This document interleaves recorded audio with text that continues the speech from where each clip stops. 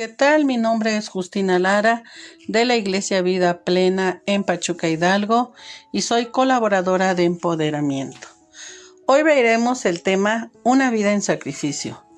Cuando buscaba el versículo para realizar el tema, yo decía, ¿quién es el personaje o la persona que ha llevado una vida en sacrificio? Pensé en algunos de la Biblia y bueno, hay muchos. Está Abraham.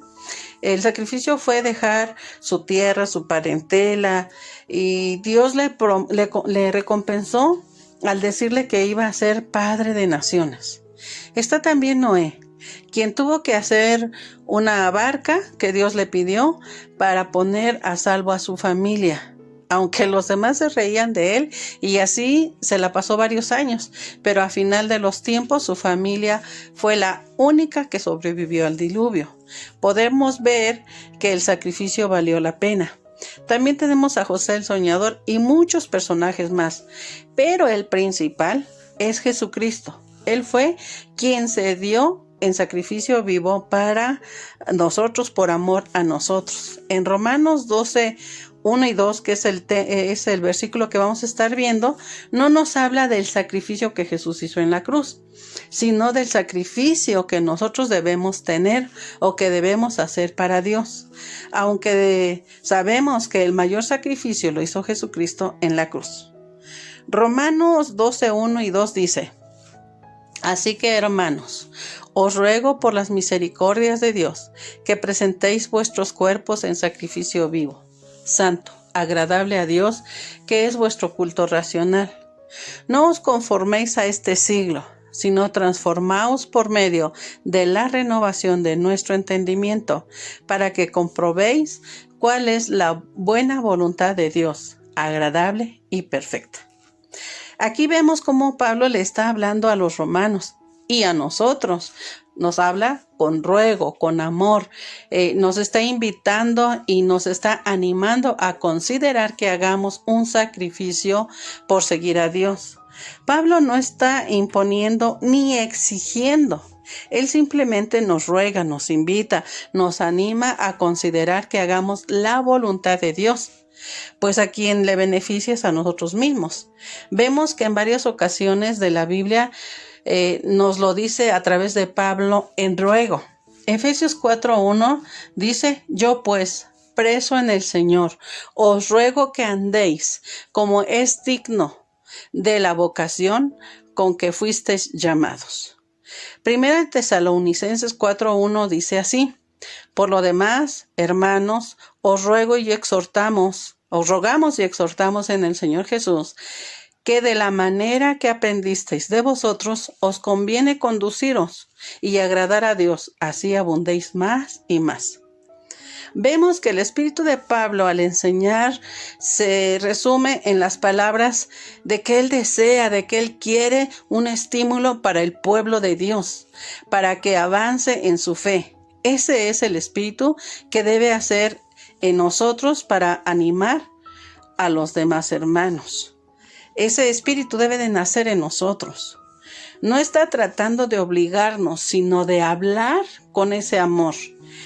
Filemón 1 del 8 al 9 nos dice: Por lo cual, aunque tengo mucha libertad en Cristo para mandarte lo que conviene, más bien te ruego, por amor, siendo como soy, Pablo, ya anciano y ahora además prisionero de Jesucristo, ¿verdad? Vemos aquí cómo Pablo prefiere hacerlo por amor antes que imponer su autoridad apostólica.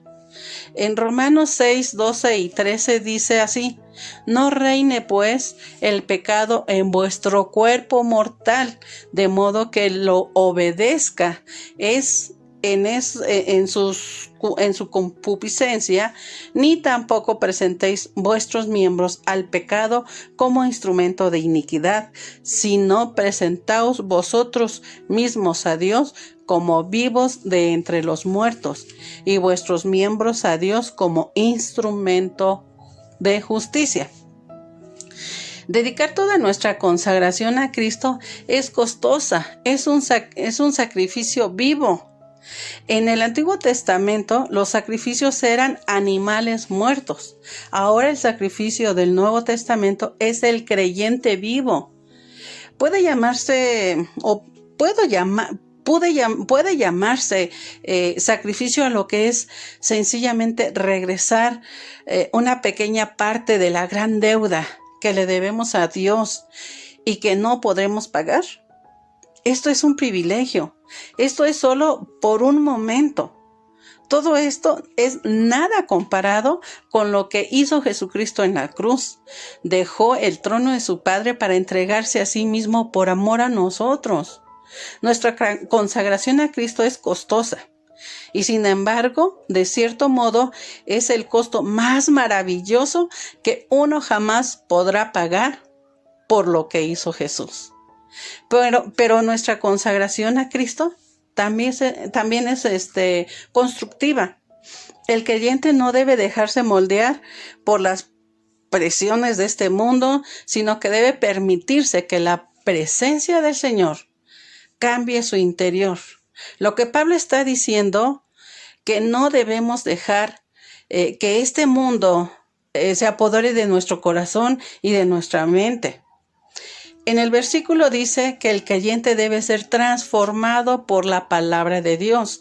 Marcos 9, 2 al 3 dice: 6 días después Jesús tomó a Pedro y a Jacob y a Juan y se los llevó aparte, solos en un monte alto, y se transfiguró delante de ellos. Y sus vestidos se volvieron resplandecientes, muy blancos como la nieve, tanto que ningún lavador en la tierra los puede hacer tan blancos. Ahora vemos lo que sucedió a Jesús en el monte de la transformación. Permitió que lo que era realmente por dentro brillara por su persona, la esencia de su gloria. Los apóstoles se sorprendieron al ver esa luz tan brillante. Esto pasa en nosotros cuando tenemos una relación con Dios. Así nosotros debemos ser, debemos de brillar realmente por fuera para que vean que somos de Cristo. Que haya una metamorfosis en nuestras vidas. La metamorfosis es un sacrificio. Cuando vemos a una oruga, es un gusano insignificante. Es más, algunos no quieren ni verlo. Y cuando sufre esa metamorfosis es un sacrificio, pero vale la pena porque podemos ver al final lo hermoso que es una mariposa. Podemos ver en la Biblia que hubo personajes que cambiaron su rostro, por ejemplo, Moisés en Éxodo 34:20, Esteban en Juan 3:2. Sus rostros cambiaron y pudieron ver los demás que Dios estaba con ellos. Tenemos que dejar que la palabra penetre en nuestra mente, en nuestro corazón. Si no hacemos esto, nos vamos a conformar a este mundo. Es un proceso continuo, es un asunto diario. Nosotros no podemos transformar nuestro entendimiento, sino el Espíritu Santo, pero debemos ponernos a disposición. Debemos estar dispuestos para que comprobemos cuál es la voluntad, la buena voluntad de Dios. ¿Cuándo conocemos la voluntad de Dios? Cuando uno le presenta el cuerpo en sacrificio vivo, santo y agradable a Dios, que es nuestro culto racional. Cuando uno le da a Dios todo lo que no es y lo que espera ser. ¿Por qué Dios no nos muestra su voluntad? Porque Él ya sabe que muy dentro de nuestro corazón no tenemos el deseo de serlo. La clave en Romanos 12:2 es la manera que se llega a conocer la voluntad de Dios. Es primero que nada comprometiéndonos uno mismo a hacerla, sea lo que sea. A veces tenemos miedo de que Dios nos vaya a pedir algo que no queremos hacer. No tenemos que temer. Oremos y dile: Señor Dios, de todo lo que has hecho por mí, aquí estoy, Señor. Úsame de cualquier manera que tú quieras, Yo voy a ser tu siervo, voy a ser tu esclavo. Toda mi vida, Señor, es tuya. Soy tuyo, Señor, porque tu voluntad es buena y perfecta.